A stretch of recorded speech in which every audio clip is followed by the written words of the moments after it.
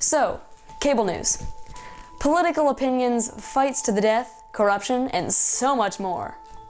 Most people know by now what cable news is, but just in case you've been watching QVC for the past 10 years, here's some popular stations. MSNBC, Fox News, CNN, Bloomberg, all the good stuff.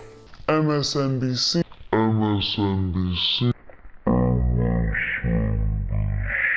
At first, the invention of 24-hour cable news stations was praised for its convenience.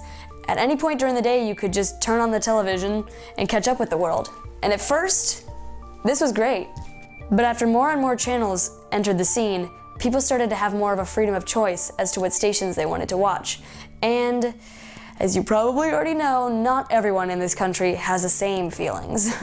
I know, shocker. This caused many station owners to make decisions on what stories they were going to air and how they were going to cover them.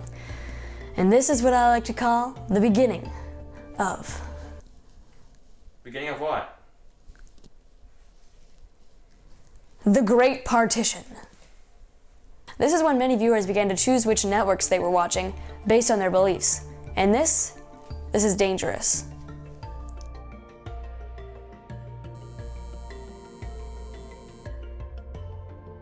These days, cable news has changed the way we receive our information.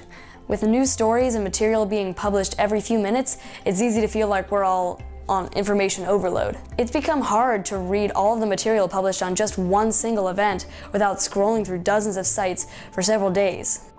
You may be thinking, what's so bad about being able to choose? The problem with this choice is that it's made it easier for you to surround yourself with voices that you agree with.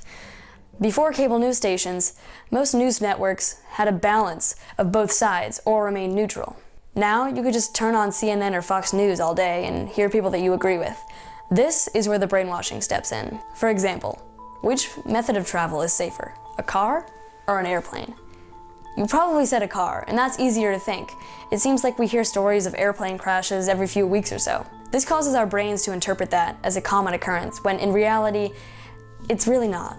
In fact, a significantly larger number of people die each year in car crashes than in plane crashes. Another good example of this is terrorism. The war on terror in the United States seemed to come out of nowhere, and it put a lot of people into a state of shock. All of a sudden, terrorism was all anyone was talking about. It's also very easy to think that terrorism is the biggest threat to our country today, because of all the time spent covering it on the news stations that have all day to waste. When in reality, the number of deaths due to terrorism is so insignificant that in 2016, only 0.06% of the world's deaths were in any way attributed to terrorism. This includes war-torn and conflict-prone areas such as the Middle East, Syria and Iraq, and Western Africa. And more specifically, in America, less than 0.01% of the deaths in 2016 were related to terrorism. Although terrorism is a frightening thing that definitely deserves our attention, the repetition of stories on cable news networks causes our brains to see it as a bigger threat than it actually is. These changes in news coverage over the years have had a dangerous effect on how we perceive our information. That's it.